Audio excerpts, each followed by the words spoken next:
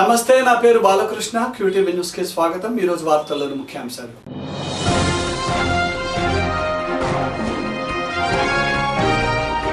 పెంచిన gas cylinder ధరను తగ్గించండి, నియంతృత్వ పోకడలు ఇకనైనా వీడండి. సిపిఐ జిల్లా కార్యదర్శి జంగాల.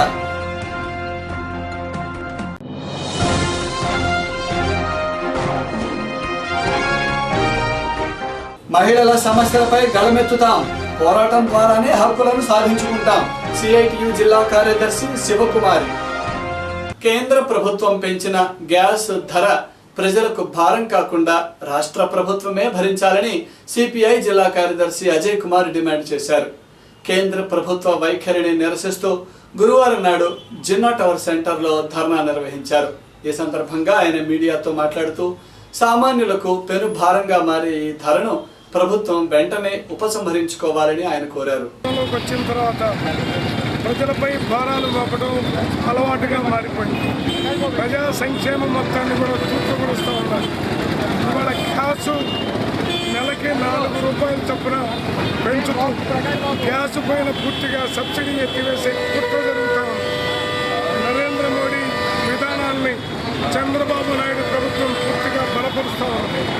అందువల్ల కేంద్ర రాష్ట్ర ప్రభుత్వాలకు వ్యతిరేకంగా పోరాటానికి ప్రజలను సిద్ధం కావాల్సిందిగా పిలుపునిస్తా ఉన్నాం. స్వాతంత్రం వచ్చి 70 సంవత్సరాలు దాటినప్పటికీ మహిళలు ఎదుర్కొంటున్న అనేక సమస్యలను నేటికి పాలకులు పరిష్కరించడం లేదని సిఐటియు జిల్లా కార్యదర్శి శివకుమారి ఆరోపించారు. గురువారం ఆమె మీడియాతో మాట్లాడుతూ ఈ నెల 14వ తేదీన రెవెన్యూ కళ్యాణ మండపంలో మహిళల సమస్యలు పరిష్కారం అనే అంశంపై సదస్సు నిర్వహిస్తున్నామని, కాబట్టి ఈ సందర్భంగా మహిళలందరూ పెద్ద సంఖ్యలో హాజరై సభను విజయవంతం చేయాలని కోరారు.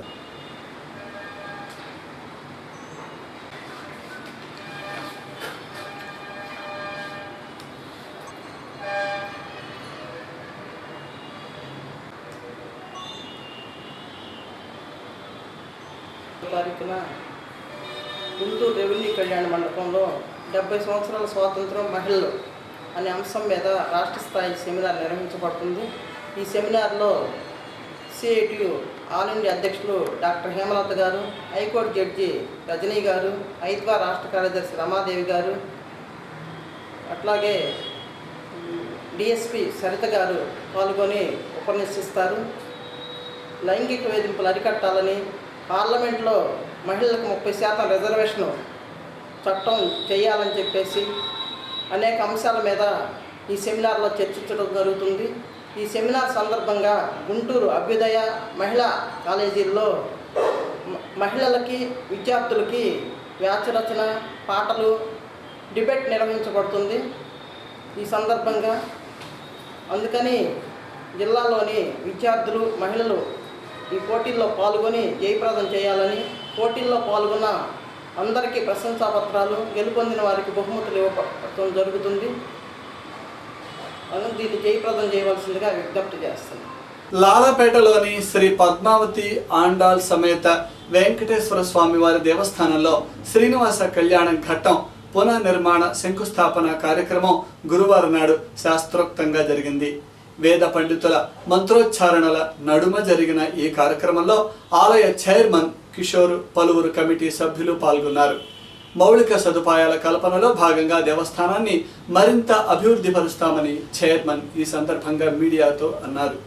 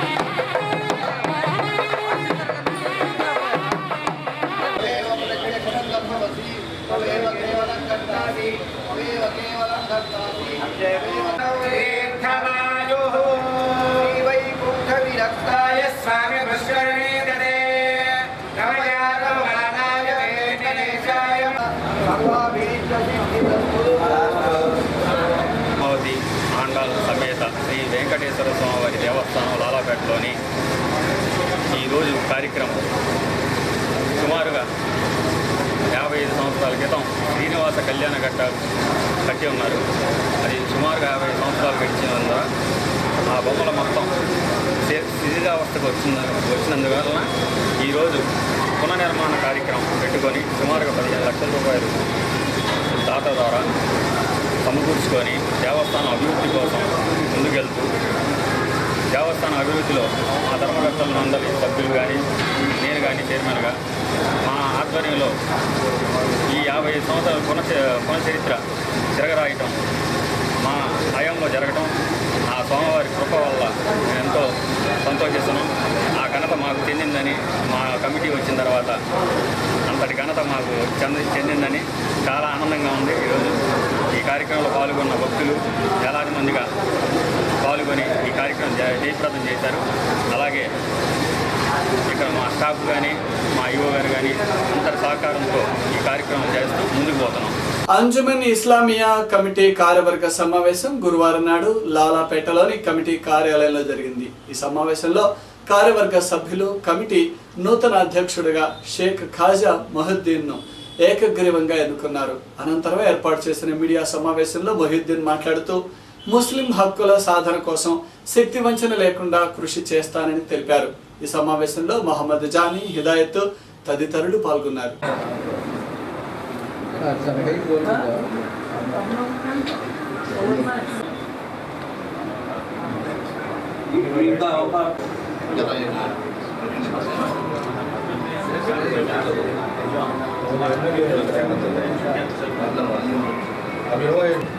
అడ్వకేట్ నోటరీ గతంలో కూడా ఈ అంజుమన్ ఇస్లామియా ట్రస్టీగా పనిచేశాను.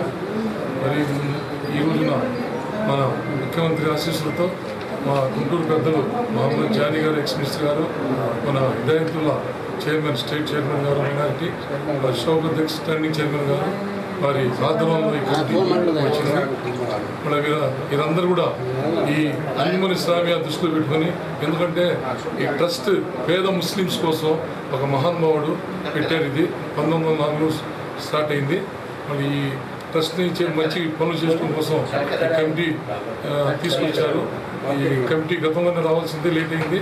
కానీ ముఖ్యమంత్రి గారి ఆశీస్సులు ఉన్నాయి కాబట్టి మాకు తొందరగా ఈ కమిటీ వచ్చింది. ఈ కమిటీకి కోఆపరేట్ చేసిన అందరికీ, టౌన్లో ఉన్న మన హజరత్లకు కానీ, ముస్లిమ్స్ నాయకులు కానీ, పెద్దలందరికీ కూడా నా హృదయపూర్వకం అభిమానం తెలియజేస్తున్నాను. అంజుమన్ సంస్థకు ఆంధ్రప్రదేశ్ వక్ఫ్ బోర్డు వారు ఈరోజు పాలక వర్గాన్ని నియమించడం జరిగింది.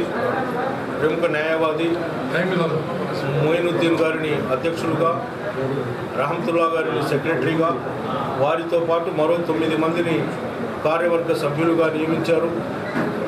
మాజీ మంత్రివర్యులు గుంటూరు అంజుమన్కు గతంలో సుదీర్ఘకాలం పాటు సేవలు అందించినటువంటి మహమ్మద్ జానీ గారి ఆశీస్సులతో ముస్లిం పెద్దలందరూ కలిసి ఏకాగ్రీవంగా ఈ కమిటీని సూచించడం జరిగింది. ముస్లిం పెద్దలు సూచించిన కమిటీని వక్ఫ్ బోర్డు వారు నియమించినందుకు నేను నియామకులు అయినటువంటి వారందరికీ హృదయపూర్వక శుభాకాంక్షలు తెలుపుతున్నాను. వక్ఫ్ బోర్డు అంజుమన్ బైలా ప్రకారం పేద ముస్లింలకు సేవ చేయడానికి ఈ కమిటీ కృషి చేస్తుందని సందర్భంగా విశ్వసిస్తున్నాను. క్రెడాయ్ డెవలపర్స్ అసోసియేషన్ ఆధ్వర్యంలో ఈ నెల 4వ తేదీ నుండి 3 రోజుల పాటు సిద్ధార్థ గార్డెన్స్ లో ప్రాపర్టీ ఎక్స్పో షోను ఏర్పాటు చేస్తున్నట్లుగా అసోసియేషన్ అధ్యక్షులు శివారెడ్డి తెలిపారు. గురువారం ఆయన మీడియాతో మాట్లాడుతూ ఈ ప్రాపర్టీ షోలో సామాన్యుడి నుంచి ధనవంతుడి వరకు వారి వారి స్థాయిలలో గృహాలను నిర్మించుకునే మెటీరియల్ స్టాల్స్ సుమారు 70 వరకు ఏర్పాటు చేస్తున్నట్లు ఆయన అన్నారు.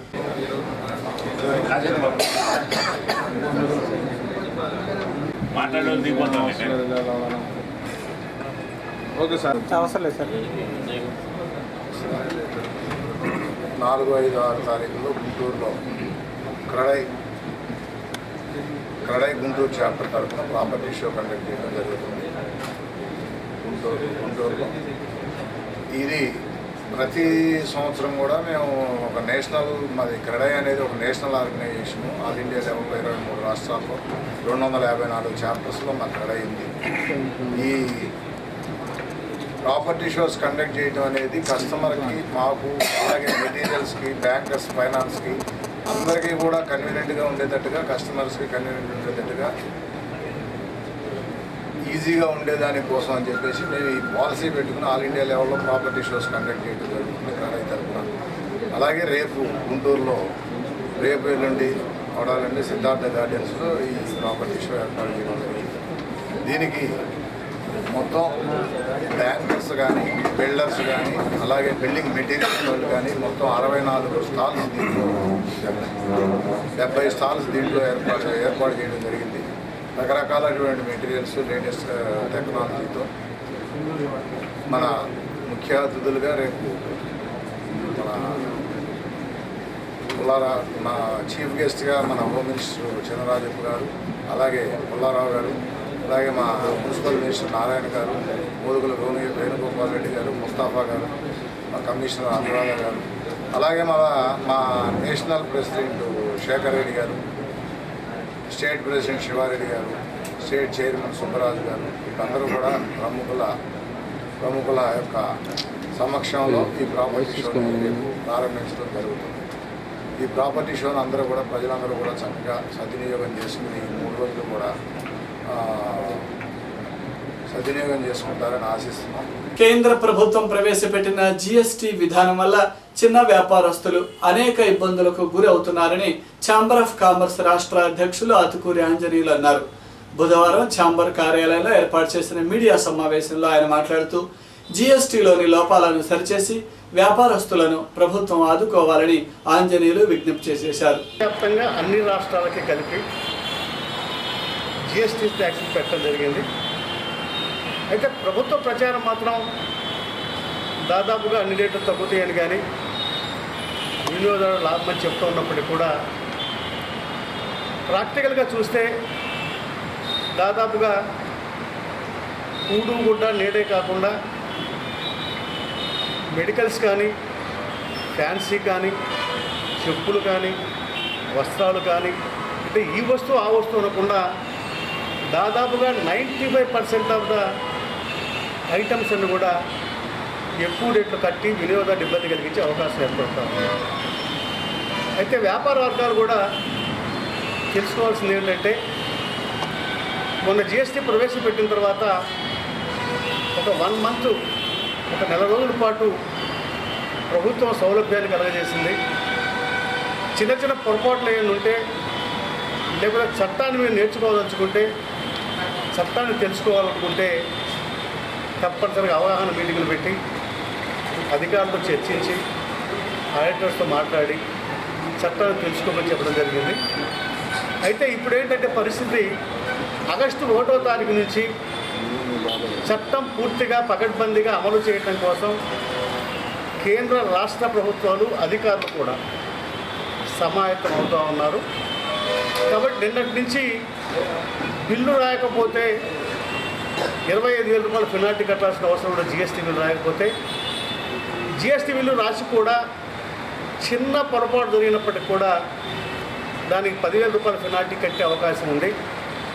కాబట్టి వ్యాపార వర్గాలు అందరూ కూడా తప్పనిసరిగా వారి వారి పరిధిలో వ్యాపారాన్ని చిన్న చిన్న పొరపాట్లు చేసిన వల్ల తెలిసి కానీ తెలియగాని చేస్తే ఆర్థికంగా మీరు నష్టపోయే అవకాశం ఉంది. కాబట్టి తప్పనిసరిగా చట్టాన్ని ప్రభుత్వం అమలు చేస్తుంది. కాబట్టి మీరు ముందే బిల్లు ఎలా రాయాలి, G1, G2, G3 ఎలా రాయాలి, కొనుగోలు అమ్మకాలు ఎలా చూపెట్టాలి, సేల్ చేసినా లేదా 50,000 రూపాయలకు మించి ఏదైనా వస్తువుని ట్రాన్స్మిట్ చేయాలన్నా ఈవీలు కానీ బిల్లు కానీ లేకపోతే మీరు తప్పనిసరిగా ఇబ్బంది పడే అవకాశం ఉంది. కాబట్టి వ్యాపార వర్గాలన్నీ దయచేసి చట్టాన్ని తెలుసుకొని చిన్న పొరపాట్లు కూడా జరగకుండా పెనాల్టీ కట్టడానికి వీల్లేని పరిస్థితుల్లో వ్యాపారం చేయమని చెప్పి కూడా నేను విజ్ఞప్తి చేస్తూ ఉన్నాం. అయితే ప్రభుత్వాలు ఏంటంటే కేవలం డబ్బు కోసం తప్ప ప్రజల సంక్షేమం కానీ వ్యాపారానికి సంబంధించిన విషయాల్లో వాళ్ళకి ఇబ్బంది పెట్టవద్దని కానీ ఆలోచన చేయకుండా చిన్న పొరపాటు చేసినా లేదా పొరపాటు చేయాలని చేయకపోయినా తెలియకపోయి పొరపాటు చేసినా ఆర్థికంగా ఇబ్బంది లేకపోయినా 10,000 రూపాయలు పెనాల్టీ కట్టాలి అంటే చిన్న చిన్న వ్యాపారస్తులందరూ కూడా వాళ్ళు మనుగడ కోల్పోయే అవకాశం ఉంది. అలాగే పొరపాటో గ్రహపాటో తెలిసో తెలియకో చట్టం బిల్లు రాకపోయినా, జిఎస్టీ బిల్లు రాకపోయినా 25,000 పెనాల్టీ కట్టాలంటే సంవత్సరాంతం సంపాదించినప్పటికీ కూడా ₹1,00,000 సంపాదించి కుటుంబ పోషణ భారంగా ఉన్న పరిస్థితుల్లో మరి ఇలాంటి రకమైన పెనాల్టీలు, జైలు శిక్షలు పెట్టి ప్రభుత్వం ఇబ్బంది పెడుతుంది. కాబట్టి మేము కేంద్ర ప్రభుత్వాన్ని, రాష్ట్ర ప్రభుత్వాన్ని డిమాండ్ చేసేది ఏంటంటే చట్టంలో ఉన్నటువంటి ఈ పెనాల్టీలు కానీ, జైలు శిక్షలు కానీ రద్దు చేసి కనీసం 1 సంవత్సరం 2 సంవత్సరాల పాటు ప్రాక్టికల్గా, ఎందుకంటే 75 సంవత్సరాల క్రితం ఉన్నటువంటి చట్టాలు ఇప్పటికి కూడా కొన్ని లుసుకుని ఉన్నాయి. కానీ చట్టం పెట్టి 4 రోజులు కాలేదు. పూర్తి స్థాయిలో కంప్యూటర్ యుగంతో మరి డిజిటల్తో చేయాల్సిన అవసరం ఉన్న వ్యాపార వర్గాలన్నీ కూడా విద్య లేని పరిస్థితి కానీ, దాంట్లో నాలెడ్జ్ లేకపోవడం ఉన్నందువల్ల ఈ పెనాల్టీ చట్టాన్ని వెత్తేయాలని చెప్పి కూడా ఛాంబర్ ఆఫ్ కామర్స్ ప్రెసిడెంట్గా నేను డిమాండ్ చేస్తా ఉన్నా. కేంద్ర రాష్ట్ర ప్రభుత్వాలు రెండు కూడా చొరవ చూపి ఈ చట్టంలో ఉన్న లొసుగులు కానీ, వ్యాపారస్తులకు ఇబ్బంది కానీ, వినియోగదారుడికి రేట్లు పెరిగే అవకాశాన్ని లేకుండా చర్చించి నిర్ణయం తీసుకుపోయేటట్లయితే ఇప్పుడిప్పుడే వ్యాపారస్తులకు అర్థమవుతూ ఉంది ఈ చట్టం కష్టమని, వినియోగదారుడికి ఇబ్బంది అని, చట్టంలో అనేక లొసుగులు ఉన్నాయని చెప్పి ఆలోచన చేస్తూ ఉన్నాం. కాబట్టి అవసరం వస్తే వ్యాపార వర్గాలన్నీ కూడా ఉద్యమ బాట పట్టాల్సిన అవసరం ఉంది. చట్టాల్లో ఉన్న మా ఇబ్బందులు, వ్యాపార వర్గాల ఇబ్బందులు తీసేయాలి. కొన్ని ట్యాక్సులు సవరించాలి. ప్రత్యేకంగా రైతుకు కానీ, కార్మికుడు కానీ, వ్యాపార వర్గాలు కానీ, చిన్న చిన్న వర్గాలకు ఇబ్బంది లేకుండా చట్టాన్ని సవరించాల్సిన అవసరం లేకుండా కేవలం ధనార్జనే కావాలి అని. అంటే ప్రభుత్వాలు ప్రజల దగ్గర నుంచి, వ్యాపార వర్గాల దగ్గర నుంచి ధనాన్నే సేకరించాలని ఆలోచన చేసే పరిస్థితి వస్తే వ్యాపార వర్గాలు ఇప్పటికే మనుగడ కోల్పోయాయి. పూర్తిగా మనుగడ కోల్పోయే పరిస్థితి వస్తే దేశమే చిన్న భిన్నమయ్యే పరిస్థితి వస్తుంది. వ్యాపార వర్గాలు ఇబ్బంది పడే పరిస్థితి ఏ ప్రభుత్వం చేసినా వాటి మనుగడ సాగనివ్వరని కూడా నేను ప్రభుత్వాన్ని హెచ్చరిస్తాను. QTV న్యూస్ ముగించే ముందు హెడ్లైన్స్ మరొకసారి.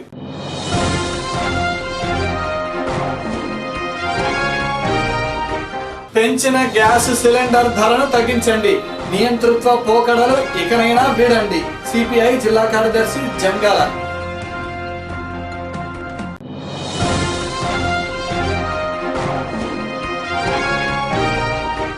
మహిళల సమస్యలపై గళమెత్తుతాం, పోరాటం ద్వారానే హక్కులను సాధించుకుంటాం. CITU జిల్లా కార్యదర్శి శివకుమారి. ఇవే రోజు విశేషాలు. మరిన్ని వార్తలతో మళ్ళీ కలుద్దాం. నమస్కారం.